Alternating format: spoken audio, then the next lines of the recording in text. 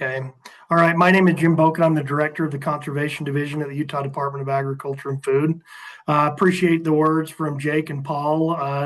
I work closely with them, and we do a lot of grants with them, and also they have a great tie to agriculture, especially the small farm community. And I didn't put many of their programs in my slide because I figured they would talk about it.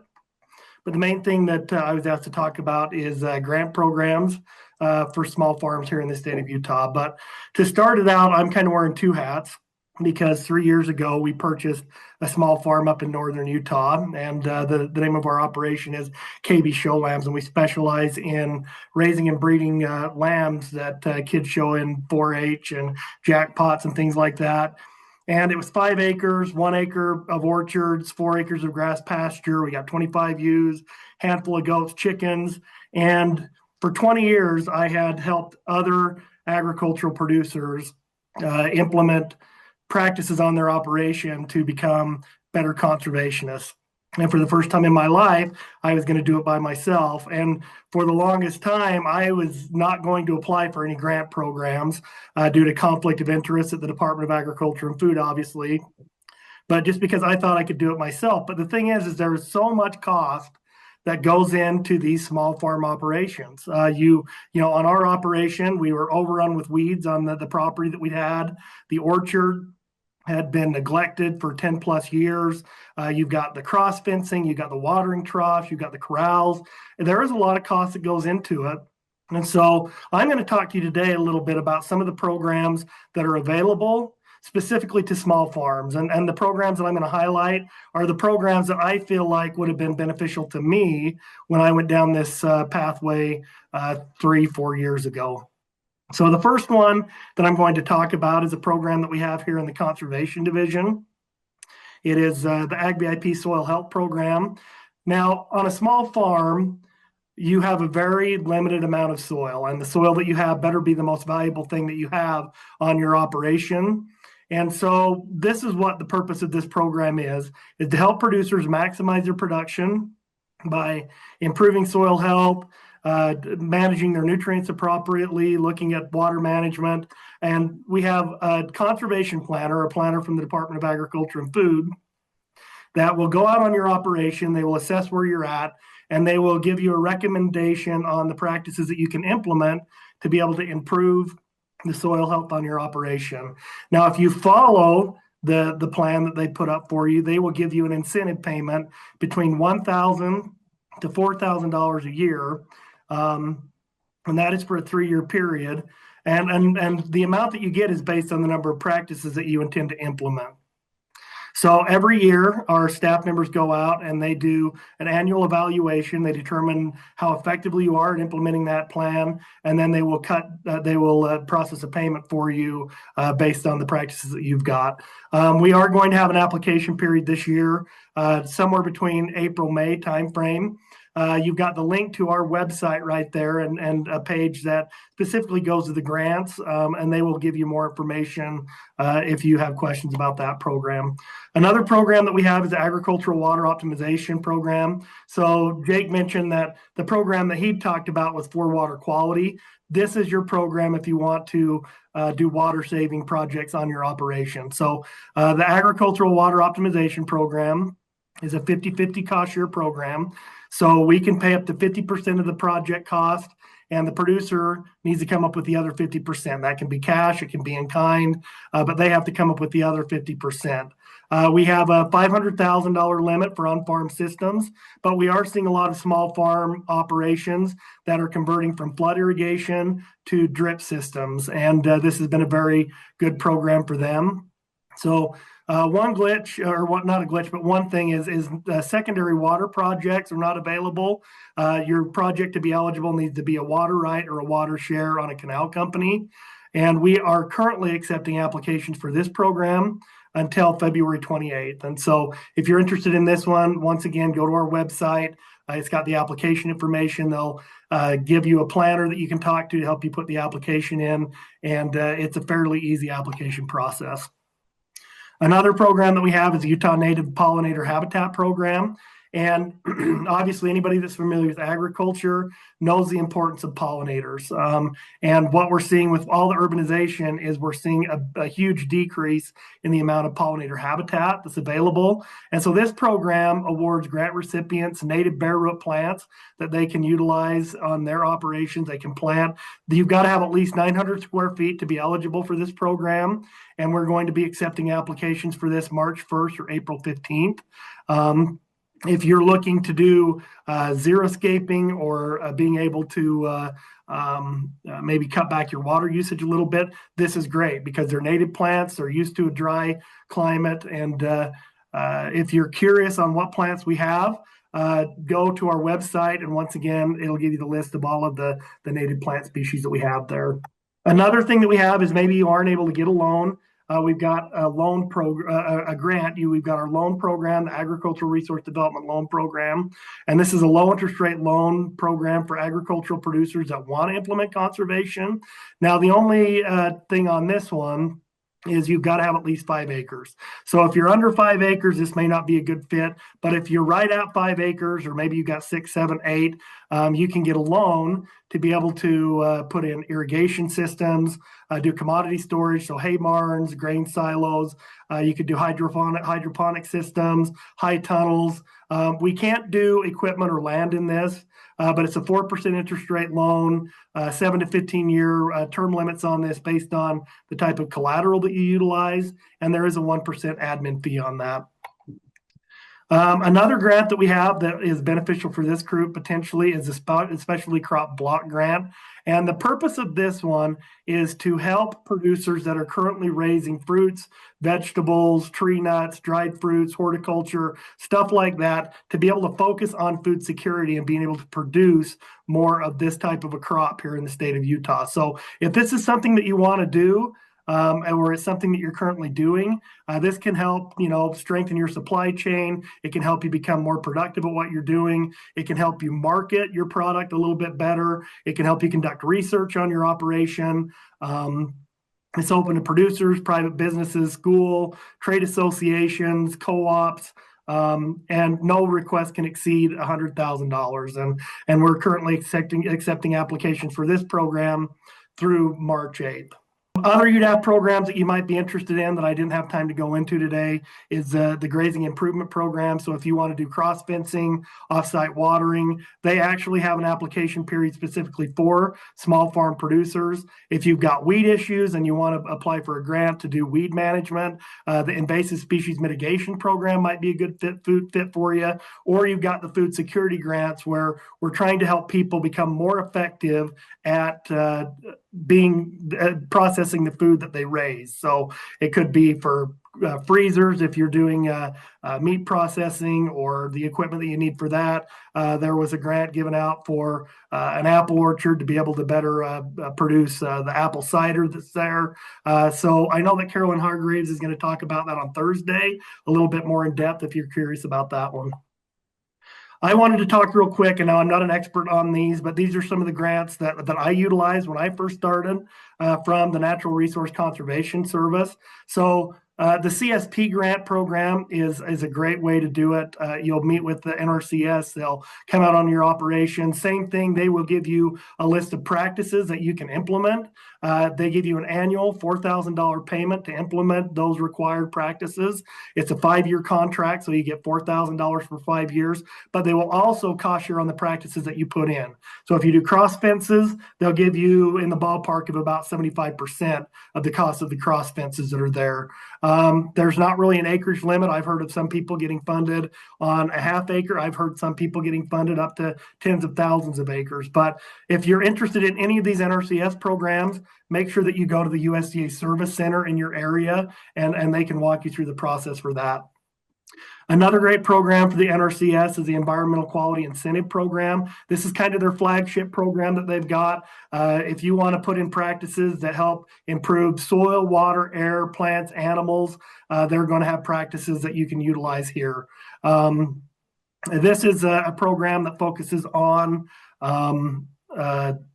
the practices that you install. So it will be essentially they won't allow me to say that they'll pay up to 75% of the practice, but when they do their cost list, that's kind of where they're shooting for. And so if you want to do soil amendments, they'll pay you per acre to be able to do those soil health amendments. If you want to do fencing, water troughs, they will be able to do them as well. And just like some of the other programs, all of the programs that I've talked about, they are based on a reimbursement protocol. So they're not going to pay you until after the project is implemented. They don't give you the money up front.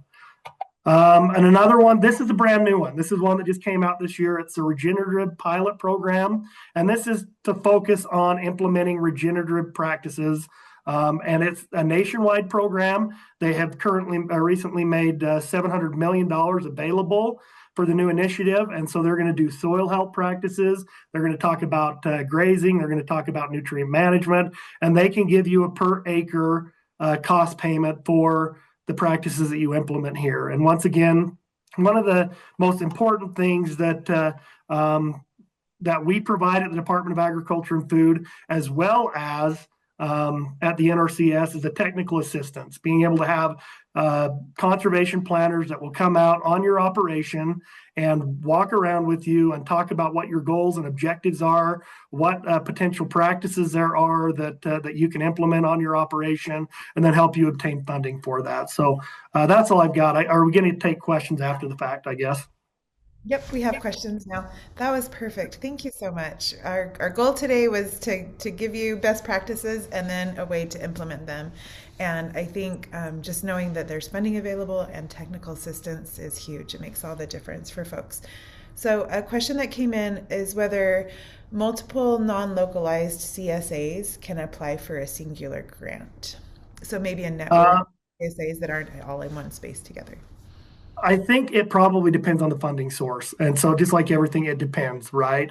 Some of them that we have at the Department of Agriculture and Food, you probably could. The NRCS, probably not, because that's going to be one landowner that is applying for that. And the majority of the ones that we have as well, specifically in my division, is going to be on a per cooperator slash farm basis. And so it'll be tough to have a full co-op come in and apply for a grant.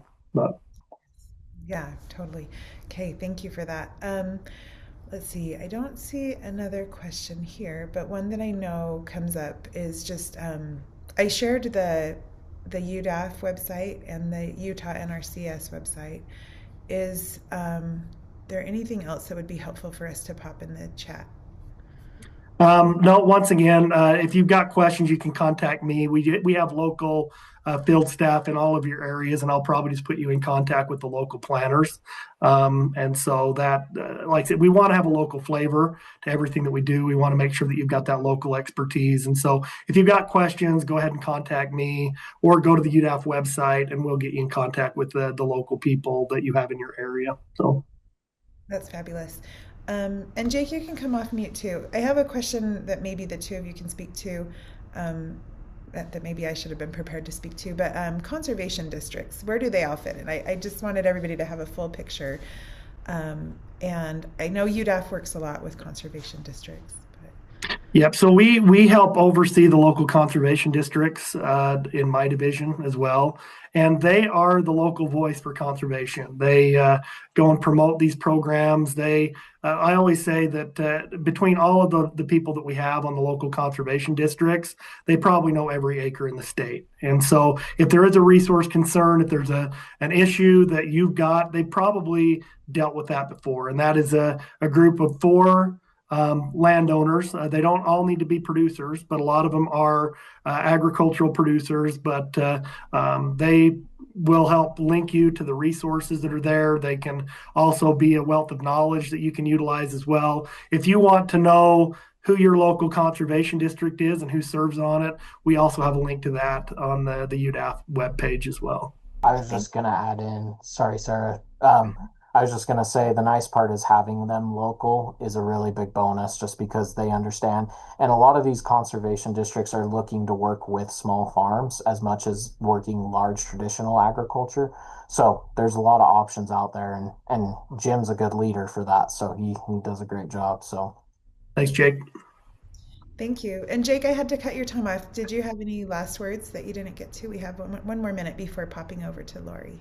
yeah, I was just gonna say, if you guys ever need anything as well, we have extension offices throughout the state.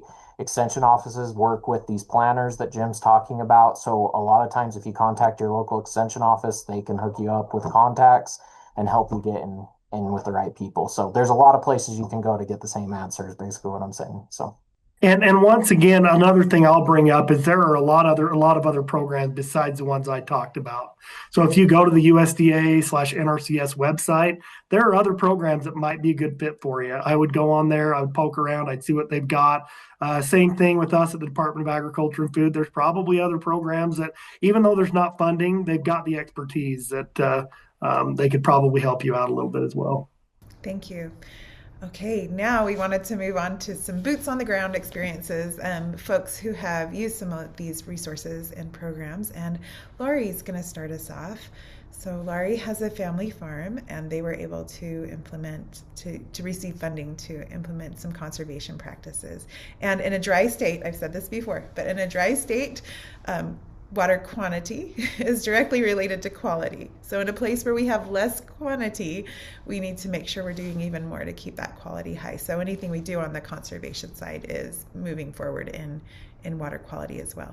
Okay, Laurie, Claire's going to pull up your slide, but you can go ahead and get started. Oh, that can be saved for the end. It's just some pictures and my contact information. So my name is Laurie Eccleston, and my sisters and my cousins and I, who are all retirement age, inherited our parents' 90-acre vegetable farm in West Layton. We're situated by the West Davis Corridor and also the Nature Conservancy Preserve. So we're way out there in the west. At that time, we had to kind of do some land planning, see what we wanted this land to become, but we did want to make sure that we continued farming. So we set aside about 10 acres for a regenerative, organic, drip irrigated farm. And as I said, we weren't farmers, so we were kind of going into this a little bit blind, but we're able to get the resources that we needed. One way I like to describe it is we were very fortunate. We were landowners with no farmers anymore. They had passed away, but out there are farmers who don't have land. And so we wanted to take our resource and find some farmers who could farm our land. It just so happens that I have a sister who lives in Sugar House, urban Sugar House, who had a side yard, and she had an urban farmer, an organic farmer, who farmed her little plot for many years, and he was exactly in this plight. He had many plots around the county, and they were getting swallowed up by development. So it became a really good fit for Tyler, and also a good friend of his who had the same sort of business model, Kevin. And so they have a long-term lease with us. So they were the first part of making this farm come together. That one thing that they were used to is they watered exclusively with culinary water that was available to them 24 hours a day, 7 days a week, 365 days a year. And us being on the farm, which was in Davis and Weber Canal, we were on the April to October schedule. We also did not have clean water, which you need for a drip system, and it was not pressurized, which you need for the drip system as well. So the biggest part of this puzzle became us getting grants to convert our water from the canal ditch siphon tube method to the pressurized clean and drip tape method. So my first call was to the NRCS in Ogden, a great guy named Corey that many of you probably know, and also to UDEF in Salt Lake. And the NRCS grant is about a 40% grant, and the UDAF grant, well, let me go back. The NRCS grant is called EQIP that Jim mentioned, and the state grant is the water optimization. And they went hand in hand, and they were almost, they went hand in hand, and together they paid 90% of the cost of our system transition, which was a 6-figure system. It's really complex and it's really flexible. Our farmers have at least 60 different types of produce, and each one of them, comes on a different time of the year. They have different water requirements.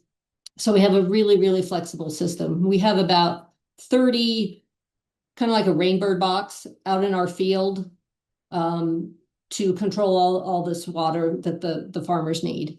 And a drip system saves 50 to 70% on the water usage. When my dad and uncle farmed, they would open the irrigation gates, it'd come down the ditch, and then they'd use siphon tubes. All of the property would get flooded. They only did this once every 6 days because that's how the water turn works. And then they had to be off the land for a couple days because it was so incredibly wet. And for our farmers now, there's 2 drip tapes down every row, watering the tomatoes or their artichokes or whatever they have, and they can pick the same or next day. And it's just worked out really, really well for all of them. I will say that the process, for anybody who's considering it, start gathering information now. On one of the grants, we had we were not accepted the first time, and so it took a second cycle to be accepted. The water system needs to be professionally engineered, and there's not a lot of people that are on the NRCS list to do that. And it can be complex, and then you have to, if it's really complex, you have to hire somebody to install everything. But we have a 7.5 horsepower pump. We have 2 self-cleaning filters. We have 8-inch supply pipes. We have pipes out in the field, and risers and pressure reducers. And so it's a pretty complex system, but we knew nothing about all this and got such great help from the NRCS and the state. We were almost completely reimbursed. So the payment came through just like they had promised. See if there's anything else. Yeah, the project was 6 figures, and our family had set aside a little bit of money, a nest egg, to make this whole farm transition. And if we had not had the grants, we probably would not have this farm, because it would have eaten up about 40% of our nest egg. And as it is, that money stays in the bank, and we have much more longevity for our project in the future. Anyway, we've been running for 2 years. The farmers are super happy. Another reason we wanted to do this is we had really great infrastructure. We had 3 warehouses, an 800 square foot cooler, and a greenhouse that would have just been knocked down had we just sold to home builders. But I'm really glad that we did this, and it's really rewarding to see a dozen farmers and helpers out there every day bringing a lot of vegetables to market at the Salt Lake Farmers Market and Wheeler's Market, Wheeler Farm Market, and a few restaurants and markets along the way. So success story, I would say. And I'm happy to give anybody a tour. I'm happy to talk to anyone at length about this project, because it was kind of complex. But anyway, we did have a farm to table dinner. You can see there on the left. And on the bottom is some of the workers and the farmer. And we have our old silo and our old buildings there on the right. And then on the top is some of the equipment. The orange pump is on the right, and those big green and black things are the filters. So anyway, I know a whole lot about plumbing now. Laurie, this is so inspirational. Thank you so much for sharing your experience with us. We'll have Craig come on next. Would you mind staying on the line? So any questions that we have for the two? Sure. Awesome. Thank you so much. So Craig McKnight is joining us from the field. So grateful to have him here. He's lifetime agriculture guy, and but he worked for NRCS both in Nevada and Utah for 17 years before returning back to the field. And he helps to manage the oh, my mind just blanked. Sorry, Bill. Bill White Ranches. The Bill White Ranches, and they implement so many important sustainability practices in their operations. And so, just excited to have him come on, both as someone who's been on both sides, just like Jim, where he's been responsible for helping to administer some of these programs, but also is taking advantage of both technical information out there and possibly some of the funding resources too. So, just going to turn it over to you, and I will give you a 1-minute warning. Okay. I don't know exactly where I should start, but I guess just introducing myself as I was said, I spent 17 years with NRCS as a district conservationist, but I've also spent my entire life in agriculture. Both my grandparents had little farms and ranches.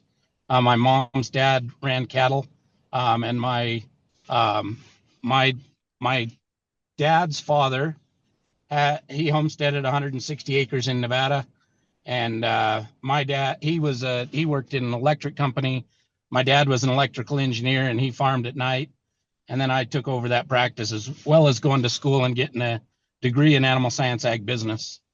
I've always had a love for agriculture and never owned a lot of land. So I guess I'm one of the small farmers as well, because I have about 3/4 of an acre in Colville. And on that, I have my own garden and my own chickens and that type of stuff. But I also run for Bill White Ranches right in Park City city limits, as well as a bunch of Summit County.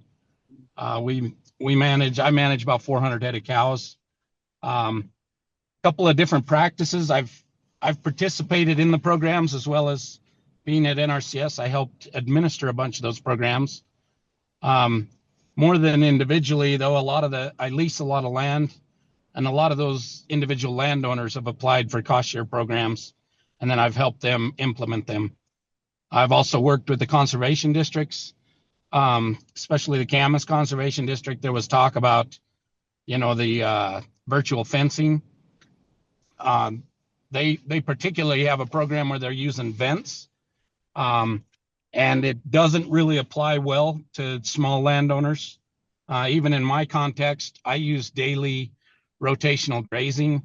I move electric fence every day, pretty much every day of the year. I've got cows behind electric fence today, and giving them new fresh feed. Of course, that doesn't apply all their nutrients, so I'm feeding alfalfa alongside the grass that I have stockpiled. But since we haven't had much snow till today, we're still out grazing as well as feeding. I've done a lot of things, but in specifics, when we talk about water quality and how we can help, I think the importance is to remember that of soil health. I've listened to a lot of the talks today as I've been driving around the state. I've probably put on a couple hundred miles today while listening, but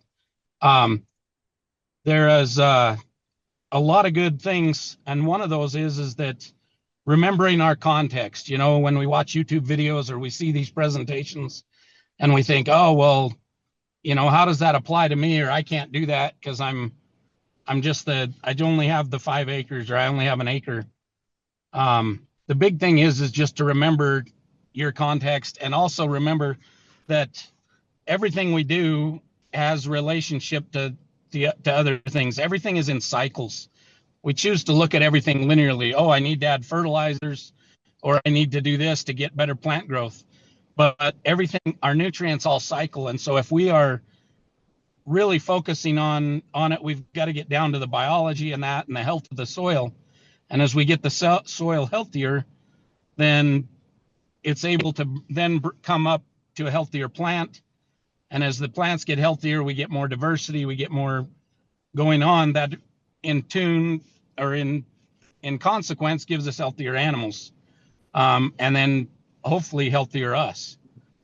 I also just, so on the side, I also have some of my own cows in the herd, and I am selling them direct to consumer. And I actually went through Utah State and just had Stephen Van Fleet. He's a nutritionist up there for human health, but he's looking at regenerative practices that we do to animals and how that affects the nutrient density of animals. And I just had my own meat tested, and I'm learning a lot more about the omega-6 to omega-3 ratios and how healthy meat and the products that we raise can be when we're paying attention to the biology and the health of the soil. But anyway, I guess back to water quality. In my opinion, one of the biggest things that we've got to do is we've got to worry about the soil. We're in the, every single person probably on this webinar, I'm assuming, has a competitive advantage, and that's probably their love of what they're doing. Because if they thought that it was something more than just a love or a passion, they'd probably be in big ag. But as you get bigger, then it all becomes about making a profit instead of caring for the health of everything. And so I think at most times, if we've got an acre, we've got to also remember that that's 43,560 square feet of solar panel. And that's what we're in the business of, is harvesting solar energy. If we don't have that soil covered, if we don't have something there to intercept and accept that sunlight, we can't do the process of photosynthesis. We can't make sugars. We can't feed the biology in the soil. We can't make it better. And the less healthy the soil is, the less water it holds and the less it does. And so that's my focus on everything, is trying to, I think a lot of these programs that we've seen today, from testing your soil, knowing what you have, I would suggest that you start somewhere and do something. It's very good to get a baseline and do a test, know what it is your soil has, but then think of something. What can you do to make it better? I personally do, I worked so long for the government, but I just wanted to come out and do it because I guess I'm pretty passionate about what it is I'm doing. I do no-till. I do cover crops. I seed up to 80 species blends because I'm also passionate about the pollinators and everything. The cattle that I have, I don't even worm them because I'm worried about stuff and the poisons that I'm going to be putting on those cattle. If it'll kill the bugs in them, it'll kill all the biology that I have in the soil, and I don't want that. So I choose not to do that. And it can be detrimental to a few livestock, but I choose to change them out if that's the case. Because rather than doing it for one, I've got 200 or 300 out there that can do it without it. So I don't apply. And back to water quality, I guess I just got asked to do this today. And so I don't have a presentation or any pictures or anything, but I think one of the biggest things for water quality is keeping the soil covered and not with a monoculture. We need diversity in our plants. We need diversity in our pastures. We need diversity. If we can't cover it with a living plant, then we should cover it with some type of mulch, and more importantly, with some type of carbon, because carbon is it's like the monetary system for all the biology and all the biological processes. They all use carbon to transfer stuff. The plants give carbon in the form of glucose and sugars to the biology. They in turn bring minerals and water and that to the plants, and you end up with a symbiotic relationship and everything improves. So I think it's important that I must be getting down to a minute, huh? I think it's important that we just focus on every square inch or every square foot of soil that we own, even if it is only an acre or a half acre or 10 acres or 20 acres. Or, like me, I'm probably managing about 3,000 acres. But ultimately, it comes down to every square foot. And if we can maintain a living plant on that, then that soil is going to intercept the rainwater that falls on the ground. It's going to not cause erosion that happens when the raindrops hit. And then you'll get more infiltration. You'll be able to keep more of that water. So ultimately, one of the things, if we can improve the soil health and allow more water infiltration, then we're able to get more of the water that falls You know, a lot of times, like today, we're getting, you know, maybe a quarter inch of water in the form of snow. And but what is our soil? Is it healthy enough that it's going to be able to infiltrate all of that water? Is it going to be able to hold all that water? Or are we going to be in a situation where, you know, as soon as that snow melts, it's all going to run off into the rivers, carrying away our nutrients, our topsoil, all of our organic at all times of the year.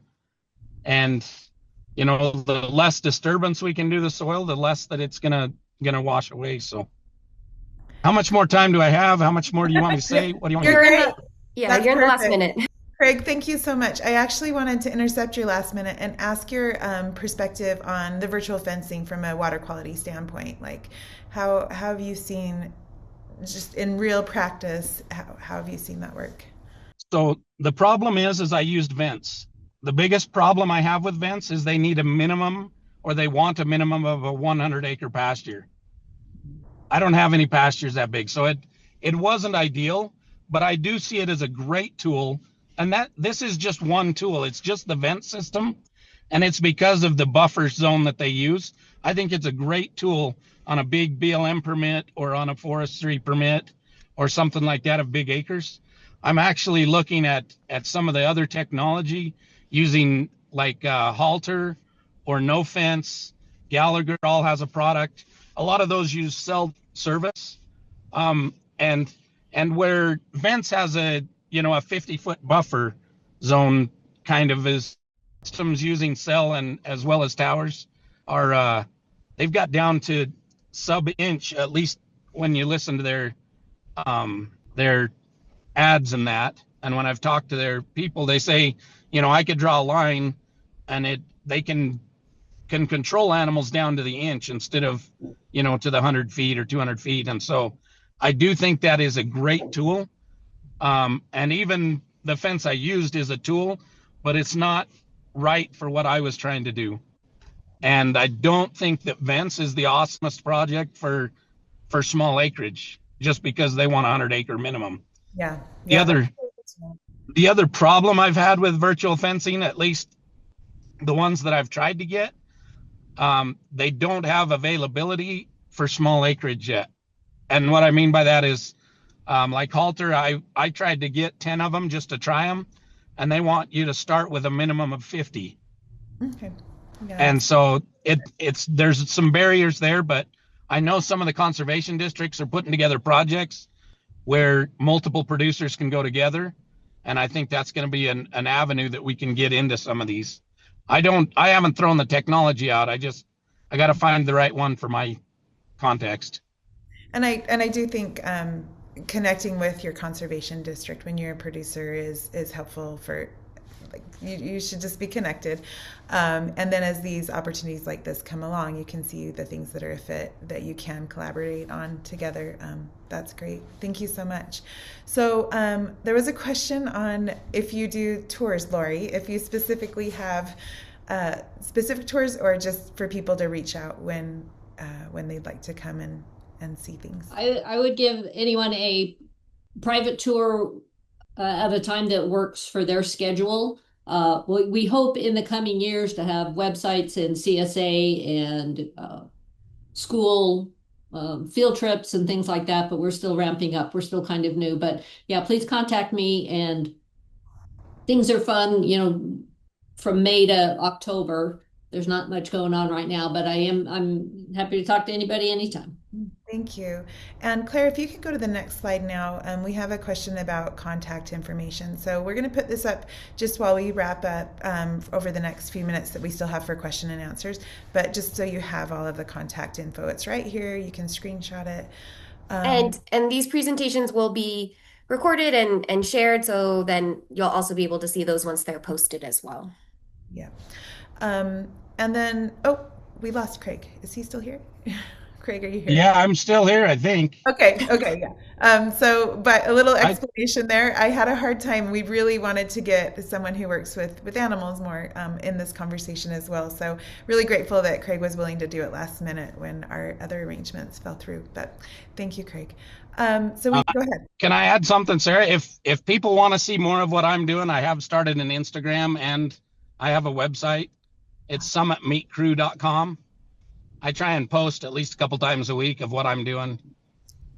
So I'm going to top that in for everybody. It's just summitmeatcrew.com. Summit Meat Crew with a K, Okay, all awesome. one word.com is my website, and then there's an Instagram and Facebook stuff. I try and post every week what's going on. That's perfect.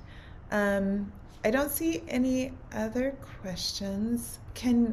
So we have just a few minutes. Claire, if you have any questions or if you all have other thoughts, we can take the time for that. Lori, go ahead. Um, I had two other tangents that I'd like to mention is I know Utah State and UDEF both have programs to help people with succession planning. Our project worked because us inheriting kids saw this need and wanted this to happen, but it's really hard to do after someone passes away and the owner of the land never communicated to their children or the inheritors what they wanted done with the land. And so that's something that people can inquire about is the succession planning. And the second item is there is a housing development concept called an agrihood, and it marries a working farm with homes. And when they are integrated and when they have joint programming, it's called an agrihood. So in the old days, a premium neighborhood would either be the amenity would be a golf course or a swimming pool, and now the amenity is a farm. So there's more than 100 of these agrihoods across the country, and I think we're going to be the first one in Utah. There's a really nice one in Eagle, Idaho, or just east of Eagle, Idaho, and another really nice one in Gilbert, Arizona. But we hope the HOA will have an HOA pavilion among the houses that has a gate into the farm, and so we hope to have food trucks, we hope to have plant sales, we hope to have salsa parties and have residents volunteer, and so that it's really a symbiotic relationship between the housing and the farm. Wow, And Lori. Lori, there was a question. I think agrihood is not a term that everyone's familiar with. Can you just let us know what that is? Yeah, it's just a concerted effort to have people in housing have access to come into the farm, but also to have access to the vegetables, usually through a CSA, and that they have joint programming and that they're good neighbors. So That's great. That sounds like my ideal. So we do have a question. Maybe Craig, you can speak to this briefly. How do we optimize our water usage in this coming drought year? So just you, boots on the ground guy, managing what you do. What would be your recommendation and guidance for optimizing water usage? I think the most important thing is to remember to manage, you're managing not just how much water you apply, but the plants, And so for me, one of the important things is, and the reason I move cattle around all the time is because the most important thing is the rest. And I want to use all my water that I can through evapotranspiration, not through evaporation. And so I want to cycle all that water through a plant. And so as I look forward to this next year, how do I help? The taller I can keep my plant products, the grasses, the cover crops, all that stuff, the taller I can keep it, the more that shades the ground, the more that the water gets used to grow plants instead of just keep them green. I don't know if that helps, but It definitely does. Thank you. And Laurie, this is a factor in your world too. Obviously, your system helps a ton, but do you have any other thoughts for that in drought year? well, when we designed the system, we built in redundancies. So we actually, I was telling you that the farmers are used to having water in Salt Lake anytime they wanted it. We are still limited by the the canal system, the April to October water. But we do have a redundancy in that we ran a line that we turn on and off whenever we want that could supply culinary water. We don't want to do that because it's expensive and it's not the kind of water that we want. But it does extend our growing year. And when the farmers get into some high tunnels, they'll probably use more of that. So yeah, we're trying to be smart with our water, and these systems, the federal and the state system, they both mandate meters because they really want to keep the whole name of the game is reduce water consumption. And so meters are part of the equipment. Excellent. Thank you. So we've been asked to create a resource page. We'll get a cheat sheet out through the coordinators of the conference. And thank you both so much. Your perspective is the perfect icing on the cake for us. And Claire has one more slide, and we're down to our last half a minute.